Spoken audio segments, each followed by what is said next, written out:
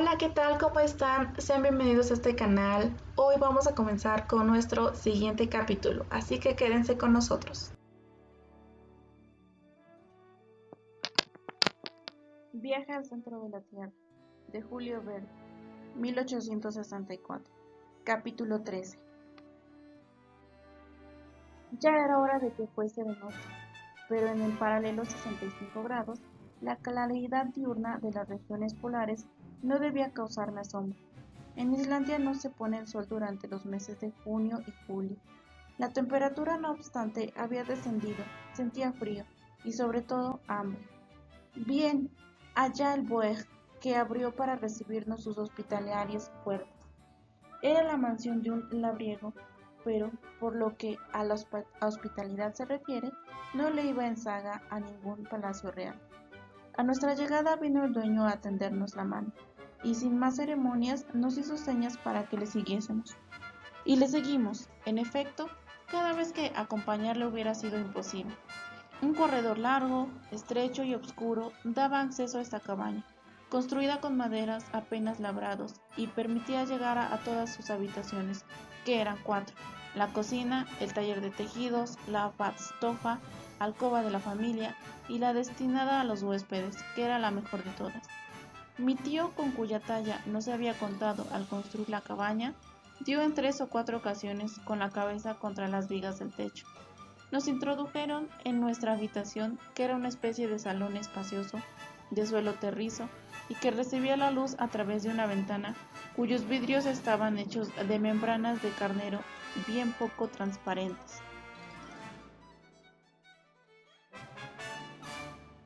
Consistían las camas de un poco de heno seco, amontonado sobre los bastidores de madera, pintada de rojo y ornamentada con sentencias islandesas. No esperaba yo ciertamente tanta comodidad, pero, en cambio, reinaba en el interior de la casa un penetrante olor a pescado seco, a carne macerada y a leche agria que repugnaba de un modo extraordinario a mi olfato. Cuando nos hubimos desembarazado de nuestros arreos de viaje, oímos la voz del dueño de la casa, que nos invitaba a pasar a la cocina, única pieza en que se encendía lumbre, hasta en los mayores fríos. Mi tío se apresuró a obedecer la amistosa invitación, y yo le seguí al momento. La chimenea de la cocina era de antiguo modelo. El hogar consistía de una piedra en el centro de la habitación, con un agujero en el techo por el cual se escapaba el humo. Esta cocina servía de comedor al mismo tiempo. Al entrar nuestro huésped, como si no nos hubiese visto hasta entonces, nos saludó con la palabra Suelbertu, que significa sed felices, y nos besó en las mejillas. A continuación, su esposa pronunció las mismas palabras, acompañadas de igual ceremonial, y después los dos esposos, colocándose la mano derecha sobre el corazón, se inclinaron profundamente. Me apresuró a decir que la islandesa era madre de 19 hijos, todos los cuales, así los grandes como los pequeños, corrían y saltaban en medio de los torbellinos de humo que llenaban la estancia. A cada instante veía salir de entre aquella niebla una cabecita rubia y un tanto melancólica. Se habría dicho que formaban un coro de ángeles insuficientemente aseados.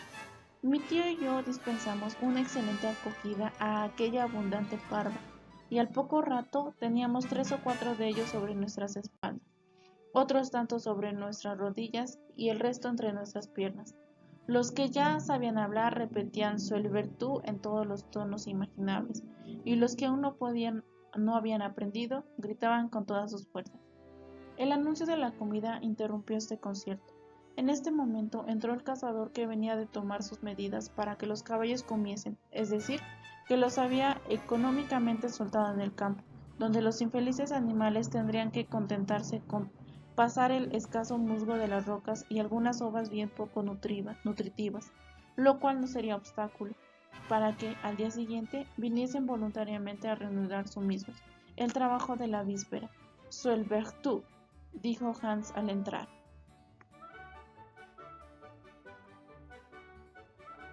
Después, tranquilamente, automáticamente, sin que ninguno de los ósculos fuese más acentuado que cualquiera de los demás, besó al dueño de la casa, a su esposa y a sus 19 hijos. Terminada la ceremonia, nos sentamos a la mesa en número de 24, y por consiguiente, los unos sobre los otros en el verdadero sentido de la expresión. Los más favorecidos solo tenían sobre sus rodillas 2 muchachos. La llegada de la sopa hizo reinar el silencio entre la gente menuda y la taciturnidad, característica de los islandeses. Incluso entre los muchachos, recobró de nuevo su imperio. Nuestro huésped nos sirvió una sopa de liquen que no era desagradable, y después una enorme porción de pescado seco, nadando en mantequilla agria, que tenía lo menos 20 años y muy preferible, por consiguiente, a la fresca, según las ideas gastronómicas de Islandia. Había además skyr, especie de leche cuajada y sazonada con jugo de bayas de enebro. En fin, para beber nos ofreció un brebaje compuesto de suero y agua, conocido en el país con el nombre de blanda. No sé si esta extraña comida era buena o no. Yo tenía buen hambre y a los postres me dio un soberbio atracón de una espesa papilla de alforfón. Terminada la comida, desaparecieron los niños y las personas mayores rodearon el hogar donde ardían brasas, turba, estiércol de vaca y huesos de pescado seco. Después de calentarse de este modo, los diversos grupos volvieron a sus habitaciones respectivas. La dueña de la casa se ofreció, según era costumbre, a quitarnos los pantalones y medias, pero renunciamos a tan estimable honor, dándole sin embargo las gracias del modo más expresivo. La mujer no insistió, y pude al fin arrojarme sobre mi cama de heno. Al día siguiente a las 5 nos despedimos del campesino islandés, costándole gran trabajo a mi tío el hacerle aceptar una remuneración adecuada, y dio Hans la señal de partir. A 100 pasos de Gardar, el terreno empezó a cambiar de aspecto, haciéndose pantanoso y menos favorable a la marcha. Por la derecha, la serie de montañas se prolongaban indefinidamente como un inmenso sistema de fortificaciones naturales cuya contraescarpa seguíamos, presentándose a menudo arroyuelos que era preciso vadear sin mojar demasiado la impedimenta. El país iba estando cada vez más desierto. Sin embargo, aún a veces alguna sombra humana parecía huir a lo lejos. Si las revueltas del camino nos acercaban inopinadamente a uno de estos espectros, sentía yo una invencible repugnancia a la vista de una cabeza hinchada, una piel reluciente, desprovista de cabellos y de asquerosas llagas que dejaban al descubierto los grandes desgarrones de sus miserables harapos. La desdichada criatura, lejos de tendernos su mano deformada, se alejaba, pero no tan deprisa, que Hans no tuviese tiempo de saludarla con su habitual suavidad. «Spetels», decía después. «Un leproso», repetía mi tío. Tan solo la palabra produce de por sí un efecto repulsivo. Esta horrible afección de la lepra es bastante común en Islandia. No es contagiosa, pero sí hereditaria, y por eso a estos desgraciados les está prohibido el casarse. Estas apariciones no eran las más a propósito para alegrar el paisaje, cuya tristeza se hacía más profunda a cada instante. Los últimos copetes de hierba acababan de morir debajo de nuestros pies. No se veía ni un árbol, pues ni merecían tal nombre algunos abedules enanos que más parecían maleza. Aparte de algunos caballos que erraban por las tristes llanuras, abandonados por sus amos que no los podían mantener. Tampoco se veían animales. De vez en cuando se cernía un halcón entre las nubes grises y huía rápidamente hacia las regiones del sur. Yo me dejé arrastrar por la melancolía de aquella naturaleza salvaje y mis recuerdos me condujeron a mi país natal. Hubo después de cruzar algunos pequeños fiordos que carecían de importancia y por último un verdadero golfo. La marea, parada a la sazón, nos permitió pasarlo y llegar al caserío de Altanés, una milla más allá. Al anochecer, después de haber vadeado 2 ríos donde abundaban las truchas y los hoyos, el Alfa y el Ecta, nos vimos precisados a hacer noche en una casucha ruinosa y abandonada, digna de estar habitada por todos los duendes y espíritus de la mitología escandinavia. Sin duda alguna, el genio del frío había fijado en él su residencia, pues hizo de las suyas toda la noche, Durante la jornada inmediata no ocurrió ningún incidente especial. Siempre el mismo terreno pantanoso, la misma fisonomía triste, la misma uniformidad. Al llegar la noche habíamos recorrido la mitad de la distancia total y pernoctamos en el anejo de Crossold. El 10 de junio recorrimos una milla sobre poco más o menos por un terreno de lava. Esta disposición del suelo se llamaba en el país Round. La lava arrugada de la superficie afectaba la forma de calabrotes, unas veces prolongados, otras veces adujados.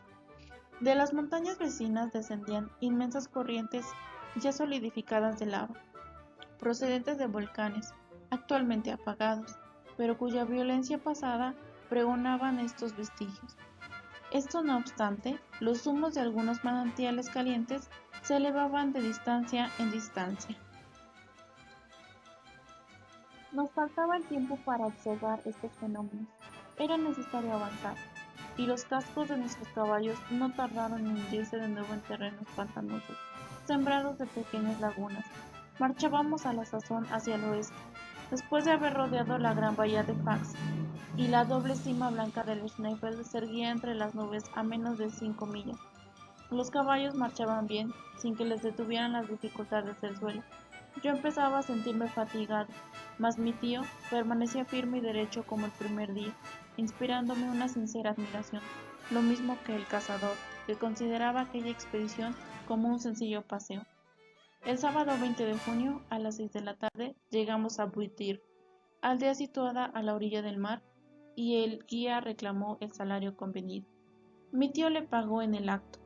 Aquí fue la familia misma de Hans, es decir, sus tíos y primos, y quienes nos hospedaron en su casa. Fuimos muy bien recibidos, y sin abusar de la amabilidad de aquellas buenas gentes, de buena gana hubiera permanecido en su compañía algún tiempo, con objeto de reponerme de las fatigas del viaje. Pero mi tío, que no experimentaba necesidad de descanso, no lo entendió de igual modo, y a la mañana siguiente no hubo otra solución que montar nuevamente nuestras pobres cabalgaduras. El suelo se encontraba afectado por la proximidad de la montaña, cuyas raíces de granito salían de la tierra, cual las una vieja encina. Íbamos contorneando la base del volcán. El profesor no le perdía vista, gesticulaba sin cesar, y parecía desafiarla y decir: «He aquí el gigante que voy a sojuzgar». Por fin, después de 24 horas de marcha, se detuvieron espontáneamente los caballos a la puerta de la rectoría de Stapi. Hemos llegado al final de nuestro capítulo. No olvides compartir y suscribirte para que estés pendiente de nuestros futuros capítulos. Hasta luego.